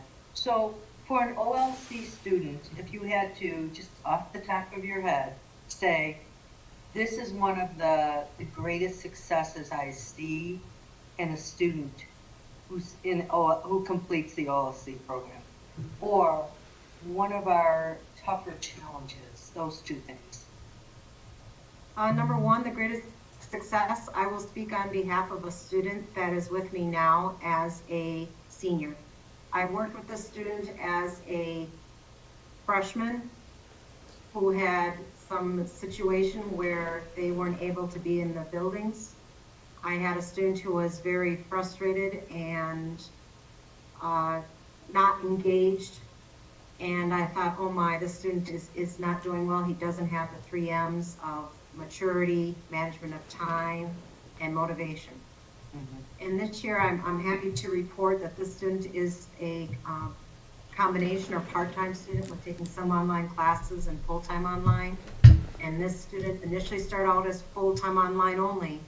And then after conversations with this student, we convinced him that some in-school classes at SPASH would be in their best interest. And the student is also taking online classes with us. And those 3 M's, the maturity has gone up, the management of time has gone up, and the motivation. It's been a pleasure to see this individual grow from where they were at as a freshman to where they are at as a senior. And that individual is now being a leader in the OLC, welcoming students who come into our space and acknowledging what it takes to be an effective learner. And this student is proudly going to UWSP next year. When you would ask me as a freshman, I could, no way. So there's a success story for you. I could mention one of the challenges, Chris, and that is I think we are really, really working to keep our local teachers, as you know, that they've been working so hard during the pandemic, and really trying to find ways to support them to continue and stay to teach an online class because they do a tremendous job. Okay, thank you both very much. It's a great program. We're very fortunate to have you doing this. Thank you, Dana. No problem, Chris. Yeah, to your staff. Thank you. Are there board members that have any other questions or comments? I just want to note how fortunate we as a district were that we had this this program and that we had Dana when COVID hit. I mean, it was incredible that we had her before that, but for us to have that head start on being able to provide a substantive e-learning option, and I know families, parents, staff, everyone really struggled with e-learning, but we were miles ahead because of all the groundwork that you had laid over those years that you maybe didn't have as many students, but you know, so thankful that you were there and that everybody just worked to do everything we could to accommodate all the students who needed this option, because it was the only option for many families. So again, really appreciative, and thank you for all the hard work. Thank you for your support. All right, so we're moving into technology services, and we've got the managed print contract. Good evening. I prepared a memo for the board about managed print. You see that attached on the board agenda. Basically, to summarize, our district outsources all printing. That's individual printers, multi-function devices, the large copiers. We rely on a vendor to support those devices, provide toner, do the maintenance. We are charged a fee for that. With our current vendor, that contract is ending in January, so we went out to an RFP process. We asked for proposals, and we received 4 proposals from very qualified vendors to provide those services. The winner that we are proposing is Marco, and put together some numbers to kind of explain the rationale for that. The bottom line is that this came down to price. We felt that all 4 vendors were very qualified, but more than capable of providing the service that we would need to maintain a large number of printers in 18 different locations. Likewise, the other things we looked at were very similar. The price difference was significant. Marco was by far the leading cost-effective solution.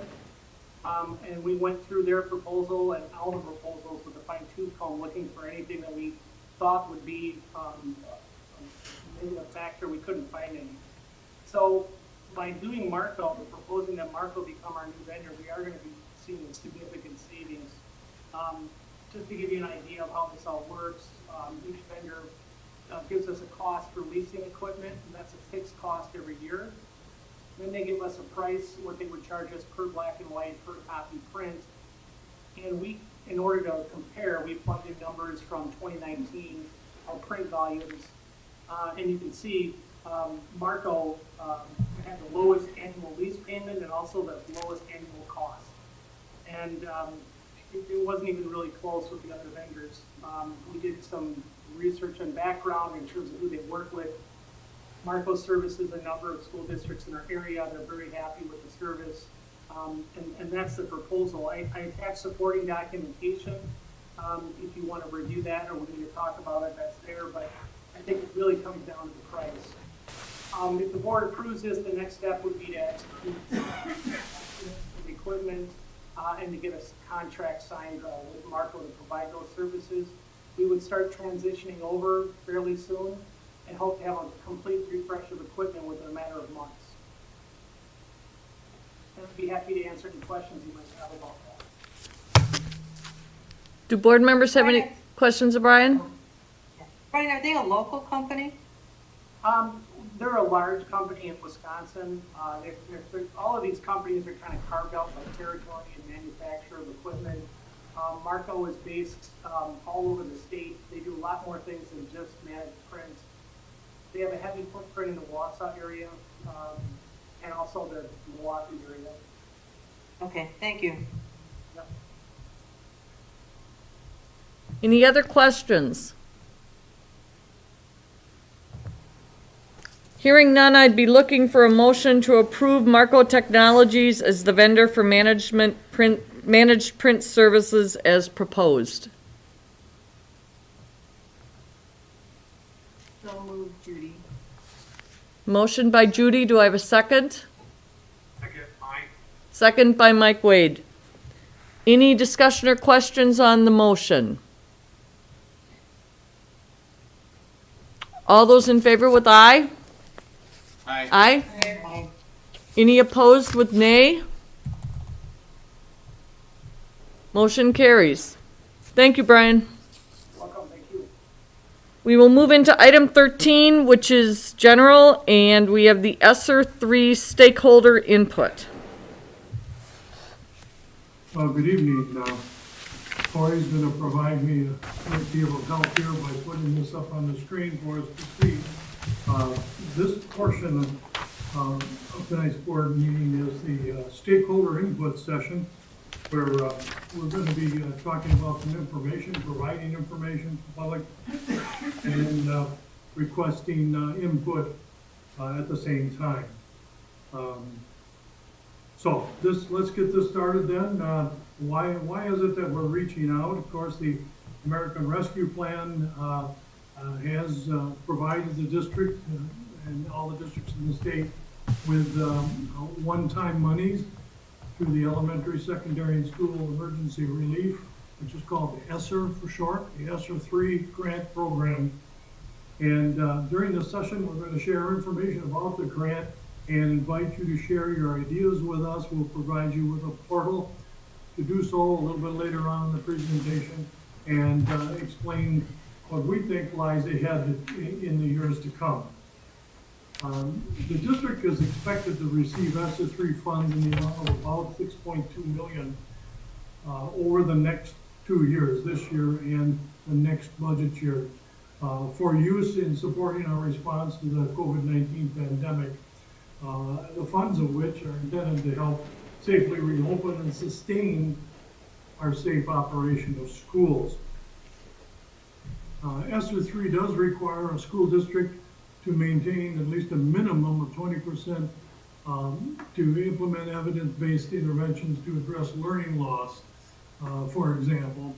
In this particular budget school year of the 2 budget years, we've already gone to dedicate 80% of that allegation to addressing learning loss by supporting such things as instructional material needs and instruction or instructional support in the areas of reading support and intervention, program support at risk and special needs.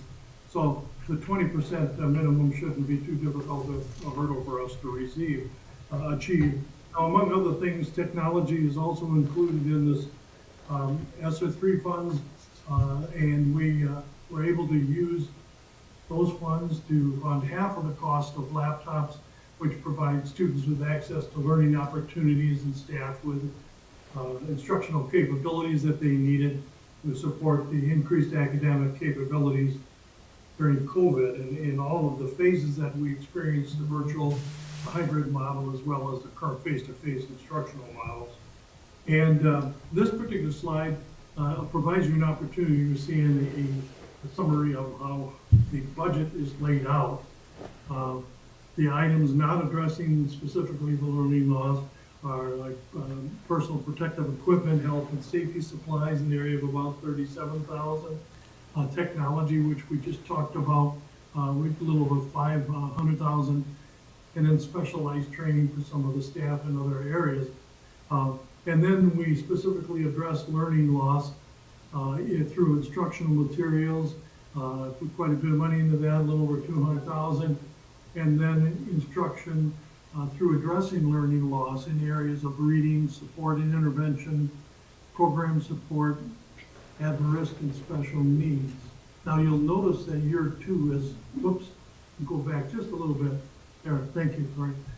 Year 2 you'll see is blank. At the bottom there, first year we've got just under 3.2 million that we're using of our 6.2 million allocation.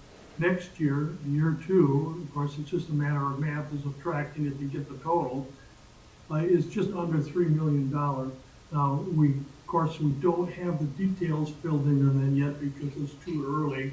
We have to see how what we've done this year is progressing and how we want to move the monies or shuffle the monies to make it go where it works the best in year 2. So that detail is missing, but of course, we do know what the total is. So the priorities that we have identified, we feel have the most impact on students who have the greatest needs. And we're looking for what other ideas that you might have about this funding. And the 6 slides from now, I'll give you the link there where we'd like to collect some of your ideas that you may have.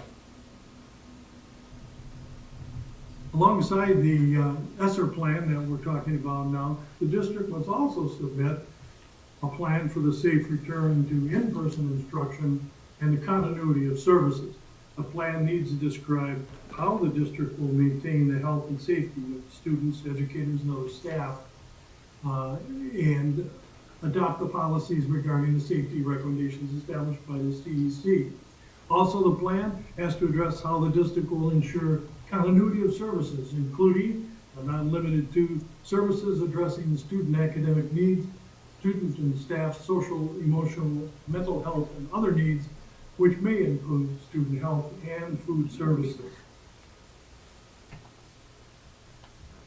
If you do choose to provide input, you may want to point out what stood out to you or what was most likely to have the most positive impact. Let us know what questions or ideas that you have about the plan, and are there important needs the plan does not yet address, as we've pointed out as we're coming along here. So where do we go from here? Well, future budgets. When the Wisconsin legislature created the current biennial budget, 2021-23, that provided no revenue limit per pupil increase. So normally they had somewhere around 125, 175, in some years $200, years past. And that per pupil increase is how we gain our increase in revenue, because two sources of revenue principally come from our state aid and taxes, which are the principal composition that make up the revenue limit. In previous biennial budgets, in fact, just the previous one, the revenue limit increased about 1.7 million in new authority each year. So over the biennial period last year, there was about a $3.4 million increase. This is the type of money that we needed to maintain the rising cost of doing business with the salary increases, heating, lighting, all of the rest of the bills going up, et cetera. This year, however, the revenue limit didn't go up by 1.7 million in the current year. It only went up about $173 due to some small things that have occurred, like transfer of service and things like that. So that didn't really amount to a whole bunch. Now, the legislature did increase, and you've probably seen this in the media quite a bit, they did increase general aid to school districts. And that's appreciated. But of course, with no increase in the revenue limit, that simply meant that the property tax levy would go down, and with no new additional income, that just meant we received no new money. And as I pointed out, virtually no new money, because this is about $173,000 that we did receive. So we significantly underfunded this year and next year. And because of declining enrollment, intensified by the COVID issues over the past couple of years, our revenue limit overall in the next couple of years is expected to drop by $1.5 million, possibly even as much as $2 million because of the loss of student counts.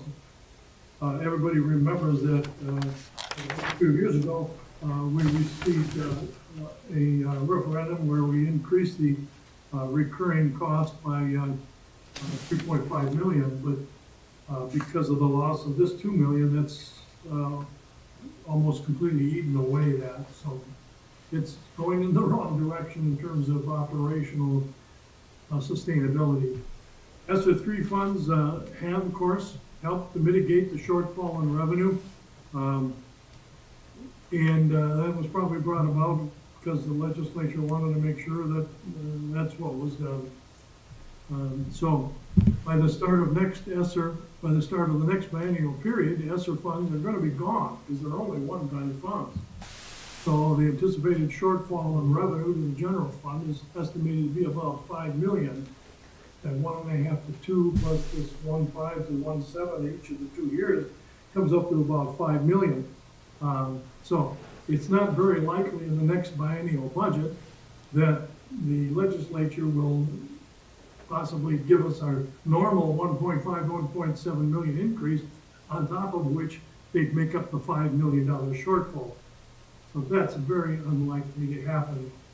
As a result, I have to report that it's very probable that the district is going to face a serious budgetary financial cliff in the next 2 years, because when this ESSER money dries up, the state is not going to make up what we've lost over the last 2 years in all probability, and we're going to find ourselves in a very uncomfortable situation. So, because of this financial cliff that seems to be looming at us, I think we have to begin a conversation about giving serious consideration to a recurring operational referendum to give voters a choice as to what they want to do to meet this problem coming up. We have to define it a little bit better and provide more information, but looking back at the past 10 years, I think it's quite clear that the district has shown that it's been very responsible with the tax rate. This little chart here have the yellow or golden line at the bottom is Stevens Point School District. And when you compare that to the other lines, you can see that we're very low, considerably low. In fact, in the last 10 years, there's only been 1 year when our levy rate was not the lowest among the 5 major school districts that make up our region. And the state average is the line in green. So typically, there are about 3 districts that are above the state average in the mill rate, and we are usually at the bottom, with Marshfield close to us in these latter years. So we've done a considerably, I think, responsible job. I think the data supports that, to show that our taxpayers have been getting a good showing for their money. So I've been asking you to provide input on the next page, where the gold star is. This is where you'll be able to come onto our webpage, and enter some contributions, questions, whatever you may have, offer suggestions to our plan.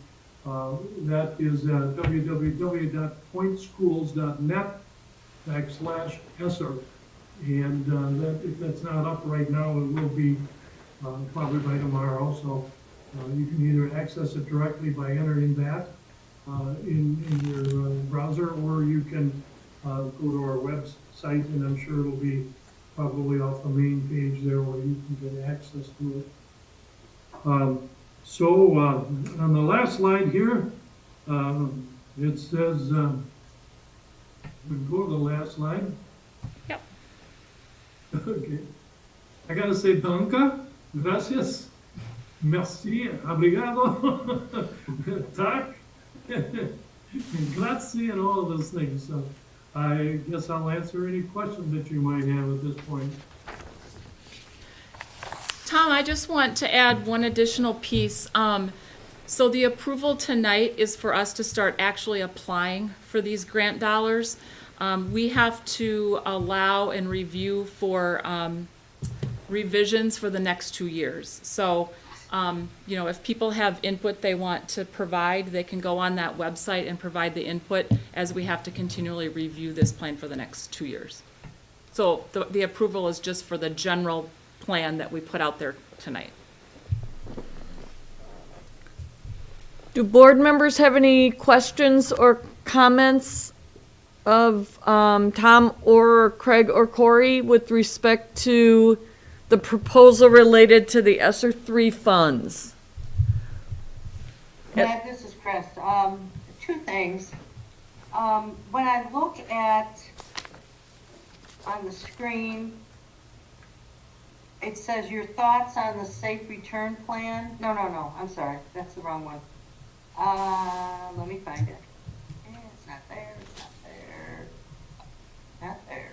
Okay, our plan for safe return. So, and it starts out alongside the ESSER 3 plan. The district must submit a plan for the safe return to in-person instruction. And then it lists number 1 and number 2.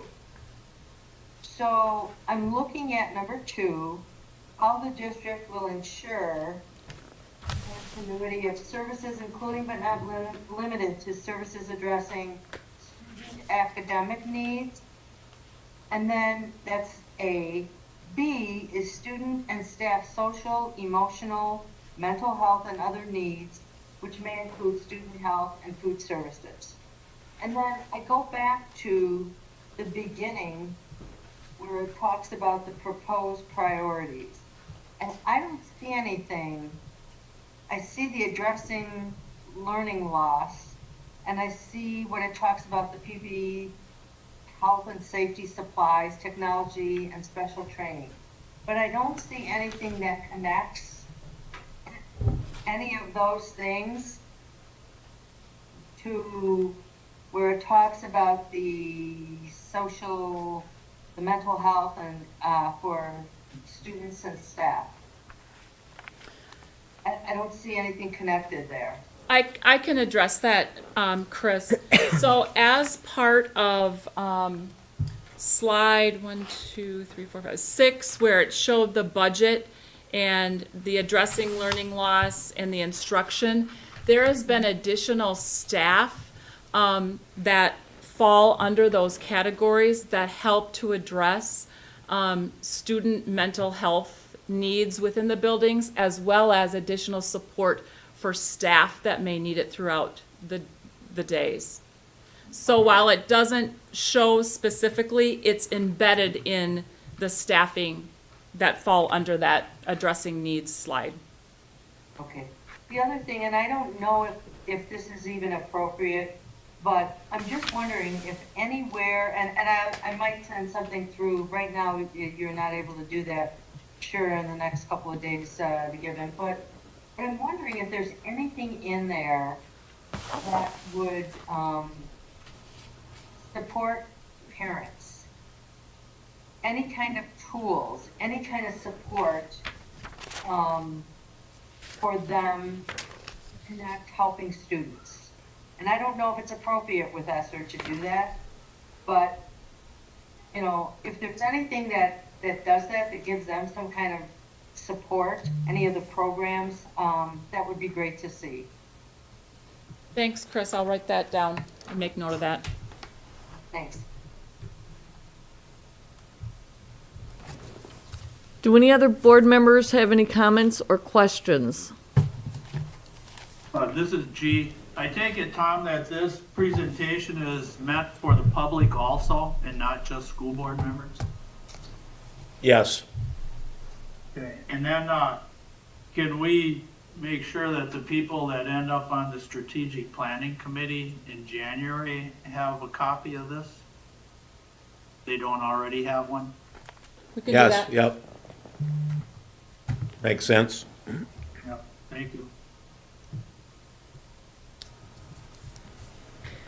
So I'm assuming if members of the public, I know we've noted that we have the website available for them, but I'm assuming if members of the public are interested in having a phone call with Craig, with you, with Corey, that they are, Yes. that would be Absolutely. fine too. Absolutely. So we are looking for input from the public as part of this present tonight. And again, as Corey noted, this is going to be an ongoing process, clearly, of spending these funds and adapting to support what we need to support. But members of the public both have the ability to reach out via email, via the website, or by phone call if they are interested in providing input into the use of these funds.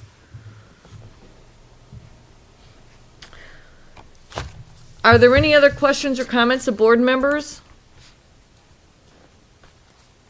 Then I would look for a motion to approve the safe return to in-person services plan as presented.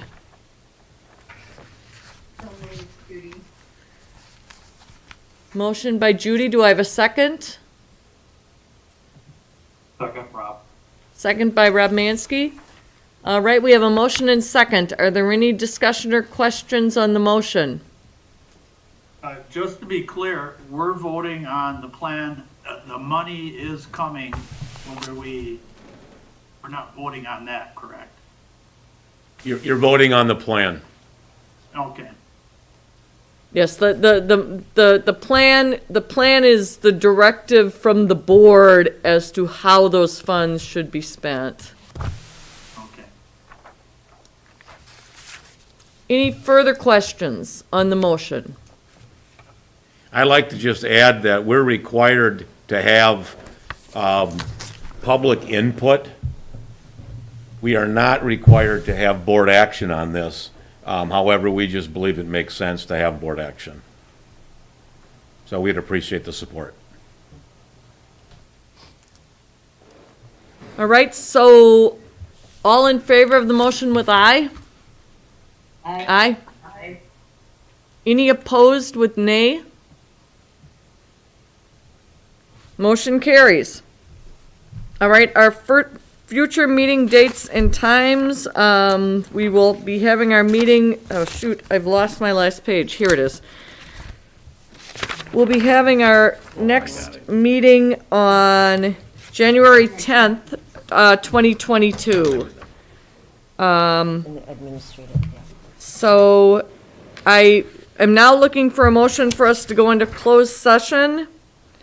And I am looking for a motion to convene into closed session pursuant to Wisconsin statute 120.13.1 paren C paren E, specifically for consideration of impartial hearing officers student expulsion order of a high school student.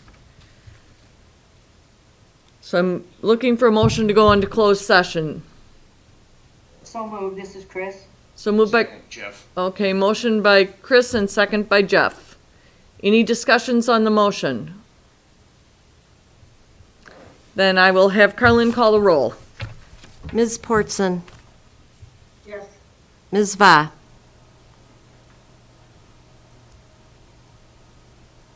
She was muted. She's muted again. Yes. Mr. Wade?